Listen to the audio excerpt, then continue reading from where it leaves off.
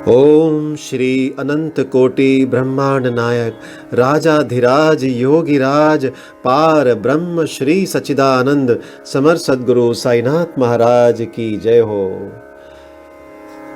प्रिय भक्तों, आज श्री साईं सचरित्र का अध्याय 23 का पठन होगा। आइए बाबा से प्रार्थना करते हैं कि यह अध्याय हम सब के लिए मार्गदर्शन करे और सबके चित्त में उतरे। आइए अध्याय 23 का पठन करते हैं। योग और प्याज, श्यामा की सर्पदंश से मुक्ति, विसूचिका यानी हैजा, निवारणार्थ, नियमों का उल्लंघन, गुरु भक्ति की कठिन परीक्षा। प्रस्तावना। वस्तुतः मनुष्य त्रिगुणमय यानी 3 गुण अर्थात सत्व रज तम है तथा माया के प्रभाव से ही उसे भासित होने लगता है कि मैं शरीर हूँ। दैहिक बुद्धि के आवरण के कारण ही वह ऐसी धारणा बना लेता है कि मैं ही कर्ता और उपभोग करने वाला हूँ, और इस प्रकार वह अपने को अनेक कष्टों में स्वयं फंसा लेता है। फिर उससे छुटकारे का कोई मार्ग नहीं सूझता। मुक्ति का एकमात्र उपाय है गुरु के श्री चरणों में अटल प्रेम और भक्ति। सबसे महान अभिनयकर्ता भगवान साईं ने भक्तों को पूर्ण आनंद पहुंचाकर उन्हें निज स्वरूप में परिवर्तित कर लिया है। उपयुक्त कारणों से हम साईं बाबा को ईश्वर का ही अवतार मानते हैं, परंतु वे सदा यही कहा करते थे कि मैं तो ईश्वर का दास हूँ।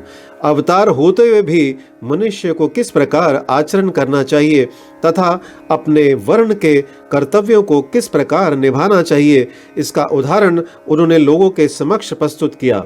जो सब जड़ और चेतन पदार्थों में ईश्वर के दर्शन करता हो, उसको विनयशीलता ही उपयुक्त थी। उन्होंने किसी की उपेक्षा या अनादर नहीं किया। वे सब प्राणियों में भगवत दर्शन करते थे। उन्होंने यह कभी नहीं कहा कि मैं अनल हक यानी सोहम हूँ। वे सदा यही कहते थे कि मैं तो यादे हक दासोहम हूँ। अल्लाह मालिक सदा उनके होठों पर था। हम अन्य संतों से परिचित नहीं और ना हमें ज्ञात है कि वे किस प्रकार आचरण किया करते हैं अथवा उनकी दिनचर्या इत्यादि क्या है। ईश कृपा से केवल हमें इतना ही ज्ञात है कि वे अज्ञान और बद्ध जीवों के निमित्त स्वयं अवतीर्ण होते हैं। शुभ कर्मों के परिणाम स्वरूप ही हम में संतों की कथाएं और लीलाएं स्मरण करने की इच्छा उत्पन्न होती है, अन्यथा नहीं। अब हम मुख्य कथा पर आ जाते हैं। योग और प्याज। एक समय कोई एक योगाभ्यासी नाना साहेब चांदोरकर के साथ शिरडी आया। उसने पातंजल योग सूत्र तथा योग शास्त्र के अन्य ग्रंथों का विशेष अध्ययन किया था, परंतु वह व्यावहारिक अनुभव से वंचित था। मन एकाग्र न हो सकने के कारण वह थोड़े समय के लिए भी समाधि न लगा सकता था। यदि साईं बाबा की कृपा प्राप्त हो जाए तो उनसे अधिक समय तक समाधि अवस्था प्राप्त करने की विधि ज्ञात हो जाएगी। इस विचार से वह शिरडी आया, और जब मस्जिद में पहुंचा तो साईं बाबा को प्याज सहित रोटी खाते देख उसे ऐसा विचार आया कि यह कच्ची प्याज सहित सूखी रोटी खाने वाला व्यक्ति मेरी कठिनाइयों को किस प्रकार हल कर सकेगा। साईं बाबा अंतर्ज्ञान से उसका विचार जानकर तुरंत नाना साहब से बोले कि ओ नाना, जिसमें प्याज हजम करने की शक्ति है उसको ही उसे खाना चाहिए, अन्य को नहीं। इन शब्दों से अत्यंत विस्मित होकर योगी ने श्री साईं चरणों में पूर्ण आत्मसमर्पण कर दिया। शुद्ध और निष्कपट भाव से अपनी कठिनाइयां बाबा के समक्ष प्रस्तुत करके उनसे उनका हल प्राप्त किया, और इस प्रकार संतुष्ट और सुखी होकर बाबा के दर्शन और उदी लेकर वह शिरडी से चला गया। आगे पढ़ते हैं। श्यामा की सर्पदंश से मुक्ति। कथा प्रारंभ करने से पूर्व हेमाडपंत लिखते हैं कि जीव की तुलना पालतू तोते से की जा सकती है, क्योंकि दोनों ही बद्ध हैं, एक शरीर में तो दूसरा पिंजड़े में।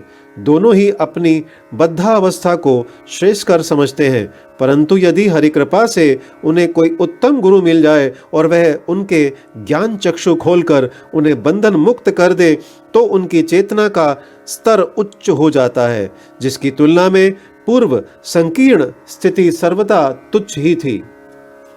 गत अध्याय में किस प्रकार श्री मिरिकर पर आने वाले संकट की पूर्व सूचना देकर उन्हें उससे बचाया गया, इसका वर्णन किया जा चुका है।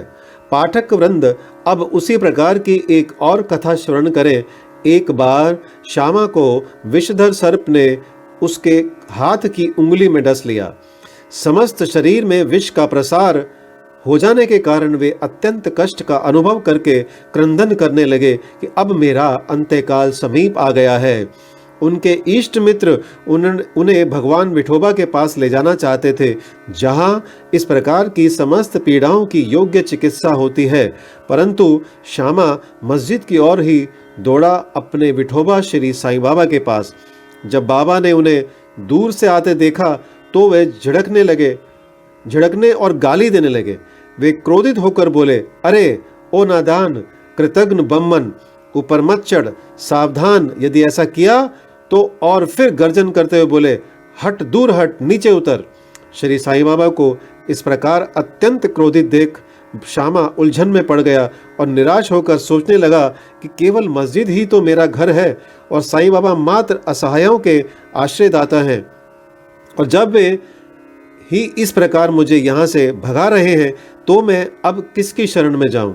उसने अपनी जीवन की आशा ही छोड़ दी और वहीं शांतिपूर्वक बैठ गया। थोड़े समय के पश्चात जब बाबा पूर्ववत शांत हुए तो श्यामा ऊपर आकर उनके समीप बैठ गया। तब बाबा बोले, डरो नहीं, तिल मात्र भी चिंता मत करो, दयालु फकीर तुम्हारी अवश्य रक्षा करेगा। घर जाकर शांति से बैठो और बाहर ना निकलो, मुझ पर विश्वास कर निर्भय होकर चिंता त्याग दो। उन्हें घर भिजवाने के पश्चात ही पीछे से बाबा ने तात्या पाटिल और काका साहेब दीक्षित के द्वारा यह कहला भेजा कि वह इच्छा अनुसार भोजन करें, घर में टहलते रहें, लेटे नहीं और ना शयन करें। कहने की आवश्यकता नहीं है कि आदेशों का अक्षरंश पालन किया गया और थोड़े समय में ही वे पूर्ण स्वस्थ हो गए। इस विषय में केवल यही बात स्मरण योग्य है कि बाबा के शब्द हट, दूर हट, नीचे उतर श्यामा को लक्ष्य करके नहीं कहे गए थे, जैसा कि ऊपर से प्रतीत होता है, वरन उस सांप और उसके विष के लिए ही यह आज्ञा थी। अर्थात श्यामा के शरीर में विष ना फैलाने की आज्ञा थी। अन्य मंत्र शास्त्रों के विशेषज्ञों की तरह बाबा ने किसी मंत्र या मंत्रोक्त चावल या जल आदि का प्रयोग नहीं किया। इस कथा और इसी प्रकार की अन्य कथाओं को सुनकर साईं बाबा के चरणों में यह दृढ़ विश्वास हो जाएगा कि यदि मायायुक्त संसार को पार करना हो तो केवल श्री साईं चरणों का हृदय में ध्यान करो। अब आगे जानते हैं हैजा महामारी यानी विषुचिका। एक बार शिरडी विषुचिका के प्रकोप से दहल उठी और ग्रामवासी भयभीत हो गए। उनका पारस्परिक संपर्क अन्य गांव के लोगों से प्राय समाप्त सा हो गया। तब गांव के पंचों ने एकत्रित होकर 2 आदेश प्रसारित किए। प्रथम, लकड़ी की एक भी गाड़ी गांव में ना आने दी जाए। द्वितीय, कोई भी बकरे की बलि ना दे। इन आदेशों का उल्लंघन करने वालों को मुखिया और पंचों द्वारा दंड दिया जाएगा। बाबा तो जानते ही थे कि यह सब केवल अंधविश्वास ही है और इसी कारण उन्होंने पंचों के आदेशों की कोई चिंता ना की। जब ये आदेश लागू थे तभी एक लकड़ी की गाड़ी गांव में आई। सबको ज्ञात था कि गांव में लकड़ी का अधिक अभाव है, फिर भी लोग उस गाड़ी वाले को भगाने लगे। यह समाचार कहीं बाबा के पास पहुंच गया। तब वे स्वयं वहां आए और गाड़ी वाले से गाड़ी मस्जिद में ले चलने को कहा। बाबा के विरुद्ध कोई चूं चपाट तक भी ना कर सका। यथार्थ में उन्हें धूनी के लिए लकड़ियों की अत्यंत आवश्यकता थी और इसलिए उन्होंने वह गाड़ी मोल ले ली। एक महान अग्निहोत्र की तरह उन्होंने जीवन भर धूनी को चैतन्य रखा। बाबा की धुनी दिन रात प्रज्वलित रहती थी और इसलिए वे लकड़ियां एकत्रित करके रखते थे। बाबा का घर अर्थात मस्जिद सबके लिए सदैव खुली थी। उसमें किसी ताले चाबी की आवश्यकता न थी। गांव के गरीब आदमी अपने उपयोग के लिए उसमें से लकड़ियां निकाल भी ले जाया करते थे, परंतु बाबा ने इस पर कभी कोई आपत्ति ना की। बाबा तो संपूर्ण विश्व को ईश्वर से ओतप्रोत देखते थे, इसलिए उनमें किसी के प्रति घृणा या शत्रुता की भावना ना थी। पूर्ण विरक्त होते हुए भी उन्होंने एक साधारण ग्रस्त का सा उदाहरण लोगों के समक्ष प्रस्तुत किया। अब आगे जानते हैं गुरु भक्ति की कठिन परीक्षा। अब देखिए दूसरे आदेश को भी बाबा ने क्या दशा की। वह आदेश लागू रहते समय कोई मस्जिद में एक बकरा बलि देने लाया गया। वह अत्यंत दुर्बल, बूढ़ा और मरने ही वाला था। उस समय मालेगांव के फकीर पीर मोहम्मद उर्फ बड़े बाबा भी उनके समीप ही खड़े थे। बाबा ने उन्हें बकरा काटकर बलि चढ़ाने को कहा। श्री साईं बाबा बड़े बाबा का आदर किया करते थे, इस कारण वे सदैव उनकी दाहिनी ओर बैठा करते थे। सबसे पहले वे ही चिलम पीते थे और फिर बाबा को देते।